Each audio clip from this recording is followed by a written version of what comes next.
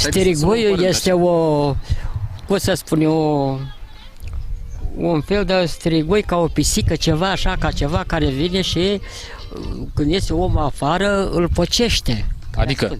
Îl strâmbă, că spunea când vine strigucea, nu ieși, spunea părinții noștri, ce mai copii să nu ieșiți la 12 noaptea afară la 1, la 2.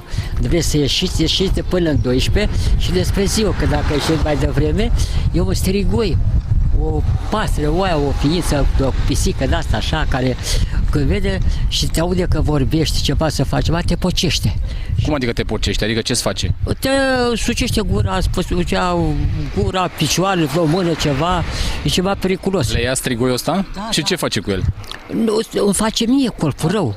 El nu mai sunt budă circuit, adică cum să spunem, mă deritează, nu mai sunt capabil de... Scoate din circuit? De circuit, nu mai sunt om. Sunt chinuit, amărât, mă să chinuie femeia cu mine în pat, cine știe cum. Cum arată un strigoi de ăsta? Cum arată el? Ca o pisicuță, așa, ca o pisicuță mică care zboară cu aripi, mititic, așa, și cântă. Da, Și are și cântă?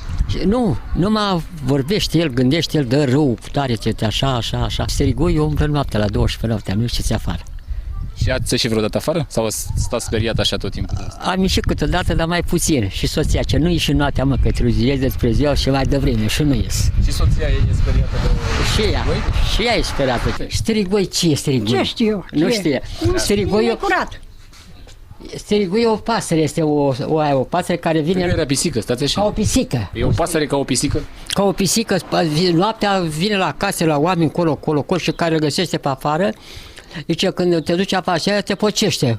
Ciripiește din gură el sau zice ceva. Am auzit și eu, dar o fi așa, nu fi? Ce știu? Și l-a speriat? Când ne-a spus că l-a speriat cu un strigoi sau? Nu, a spus să nu ieși afară, iasă părinții, afară. să nu ieși, că strigoi te pocește. Și mi-a spus și părinții mei. Să nu ieși noaptea afară la 12 noaptea, că strigoi umblă din casă în casă, la casa omului și când te vede, zice că de ce ești afară la miezul nopții, te pocește, sucește gura, îți ia o mână, un picior, ceva.